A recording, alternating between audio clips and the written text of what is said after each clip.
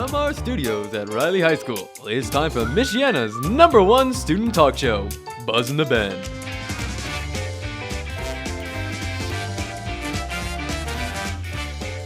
Hello and welcome to Buzz in the Bend, Michiana's #1 student talk show. I'm Alex Almanza from Riley High School. I'm Bernardo Malone from Riley High School. And I'm Cecily Ball from Adams High School. Now, KFC is literally stepping up their campaign game. Actor Sean Astin, who portrayed the title character in the 1993 feature film Rudy, is playing the character again in a new KFC advertising campaign.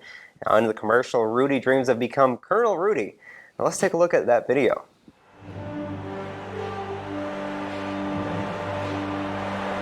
Rudy's back. But this time, he's got a new dream.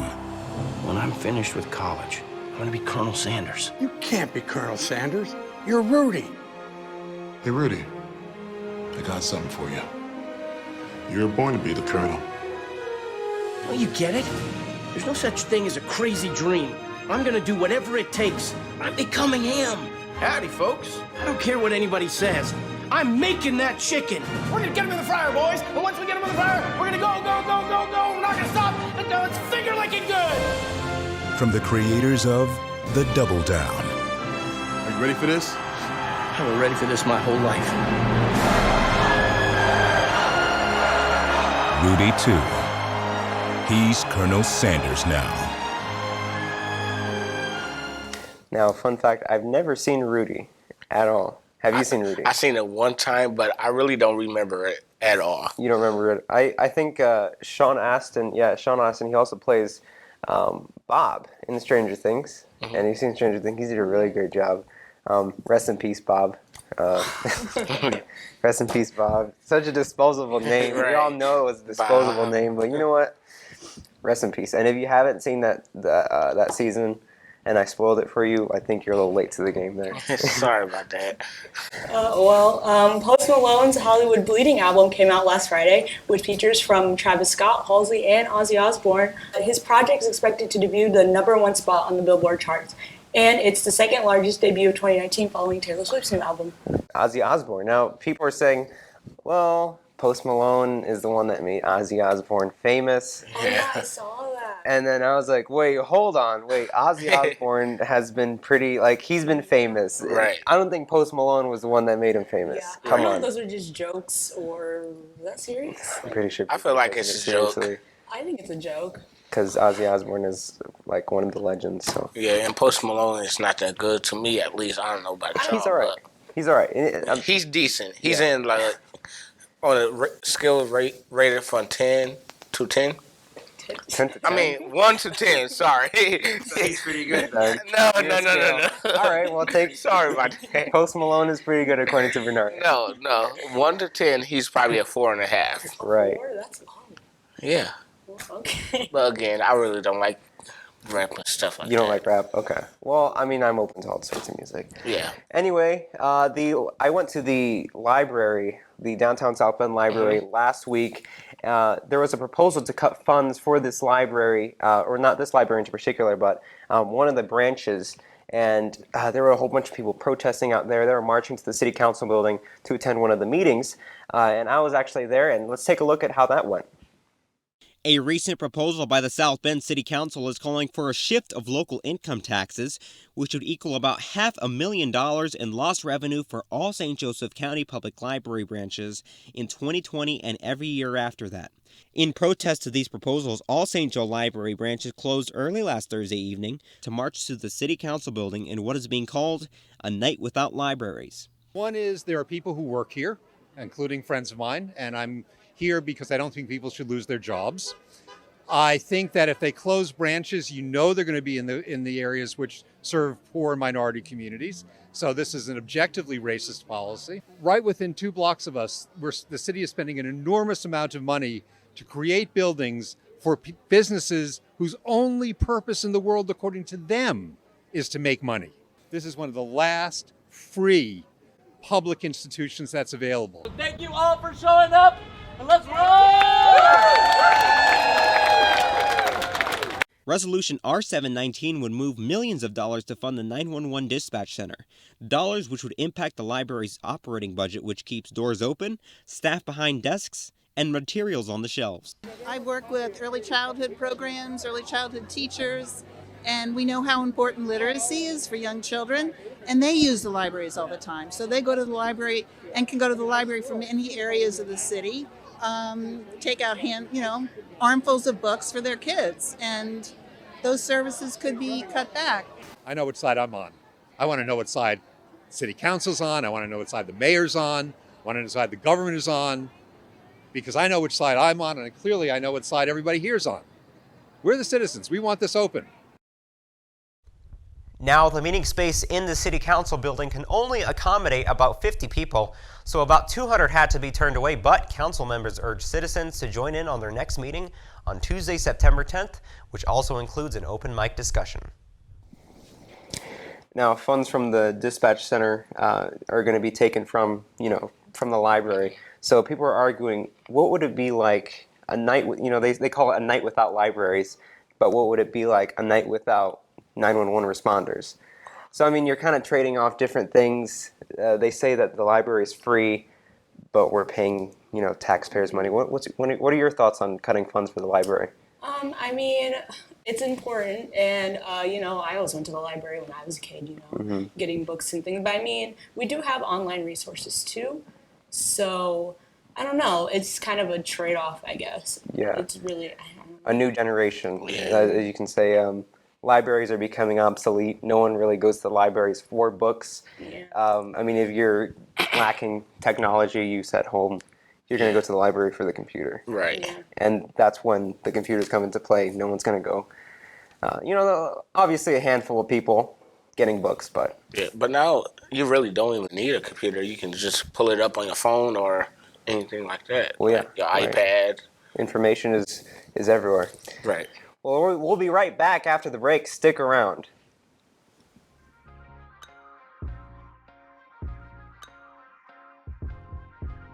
Hey man, you trying to come after school with me and try this tobacco stuff? Tobacco stuff? So you mean like cigarettes? Yeah, tobacco, chewing tobacco, and cigarettes, stuff like that. I don't think that's a good idea. Have you Why? heard about like tobacco, like what that can do? Even vaping. No, what? Like your teeth. First of all, your teeth turn yellow. You can't speak. Your lungs turn black. You even run a risk of getting throat cancer. Wow, I really need to stop doing this. Tobacco is not really good. Yeah. I need to stop. Maybe even vaping too.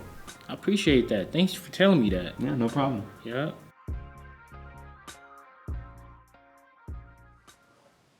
Welcome back to Buzz in the Bend. Now, there's no doubt that Facebook is revolutionizing the 21st century, from planes that carry Wi-Fi to remote areas to facial recognition technology.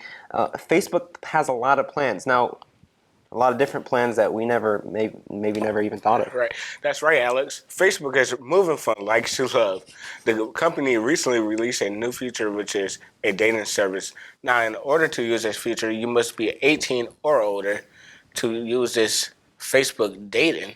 Oh, well, you're 18 already. There you go. Hey, I'm 18. Bernard trying to find himself some ladies. No, too bad I'm already trying to talk to somebody, but oh, well, there you go. If it don't work out, hey, backup plan is Facebook. Thank you, Mark. Well, don't run into your grandma on Facebook. Oh, you're right. Hey, how's it going? Well, in other news, Clay has finally won a game. Yes, after 33 years of a losing streak. No, hold on. I think it was a 4-year streak, right? Oh, I thought it was 33. 33? No, they won. They won in 2015, and that was it. 33 game. I don't know. Maybe. Anyway, Clay won their first football game of the season for the first time in 4 years. Adams lost to Riley. How do you feel about that, Cecily? You're from Adams. Yeah, I mean, it happened the last time too. You've had your wins and losses. You win some, you lose some. Let's just put it like that. Now let's take a look at those sports from week 3 of high school football. We wrapped up week 3 of high school football here in Michiana. Let's take a look at some scores from this past weekend. Adams faced off Riley in a close match at TCU Field. Adams fell 20-19, such a close game. Over at Clay, Hammond fell 14-8. Clay's first win in 4 years. Congratulations, guys. Such a big win for you. And finally, Washington won against Kankakee Valley 14-7. And you can always check out some upcoming events at maxpreps.com. From what I understand, this Friday, Riley High School has a homecoming parade and a game over at Jackson Field, so go check that out. It's going to be lots of fun. So what are some of the emotions that went through your mind on that field? Well, I didn't get to play this Friday. My mouth and stuff was still hurting, and plus it was a very close game. We won 20-19 against Adams. 2019. That was a very close game. Yes, at the end of the game, I was like, please. I was actually praying that we did not lose. And so you prayed. Actually, my prayer did work. Praise God. There you go. It worked. Now, this past weekend, Riley High School lost a very special family member and football player. 16-year-old Curtis Frazier was fatally shot here in South Bend. And it's very difficult for me at this moment because Curtis was on the football team and he was supposed to come to the game Friday, but things happened. And so, yeah, it's it is kind of tough here. Yes, it's with the Riley family. And, yeah. Well, we wish the best to his family, and yes, send out condolences to him and his family. This definitely is something to think about. South Bend, whether people think it or not, the gun violence has always been a problem here. Yes. And if people are out here killing each other, then it creates a problem for the youth. Right. It's a big problem because then it's teaching the next generation that guns are cool. Right. And that you fight with a gun. And I get it that gun violence is not going to stop overnight, but at some point in time, it just has to stop. Because I'm sick of all my friends dying. Like, over the course of these last 4 years in high school, at least four or five of my friends have got killed. And it's like really... And he's a football player. Yeah, a football player, He had a too. future. Yeah, this coming up Friday would have been his first high school, his first football game his junior year. So he had just came back to football, trying to turn his life around and things like that. And it's like, dang. I remember he used to stop by the classroom every day. Right, and Friday he was, because we have to dress up for games and stuff, he had some nice dress shoes on. I was like, bro, when you gonna let me get those? He's like, no, Big Mo. No, Big Mo. A vigil was held for Frazier on Monday afternoon, and I talked to Superintendent of South Bend Schools, Todd Cummings, who expressed his condolences to the family and also spoke about plans to reduce the youth violence in South Bend. So we've been specifically supporting the mayor in terms of helping minorities go to the Police and Fire Safety Academy. And so we are on board with the mayor's initiative of having more minorities in the police force and fire department. This turned it up a little bit. So now the violence isn't just in the city of South Bend. We're committed to keeping our students safe. Now it happened to one of our students. So we're going to have to work in tandem and side by side with the city to ensure that our students don't suffer the effects of gun violence in South Bend. Now, obviously you've been around Riley the entire day. What are some of the emotions that you've run into? You know what, as a former teacher, it was just devastating for students. Some found out this morning when they came in. Some knew when before they came to school, and it was just devastating. And so we decided that we were just going to be here. We were going to support students, but we were just going to sit there. And there's nothing we can do, but we can honor Curtis's memory. We can highlight the fact that he's not a statistic. He learned to tie a tie on Friday, and we want to honor his memory by ensuring violence doesn't happen. But today was a tough day at Riley, and it's going to be a tough week, and homecoming's on Friday. Well, again, we wish his family the best of our wishes, and if you ever need any help, we're here. Bernardo's here, so always reach out to us. Well, thank you for tuning into Buzz in the Bend. Be sure to subscribe to our YouTube channel and click the bell icon to get notified every time a new video is released. Also, be sure to follow us on social media, and we'll see you next week.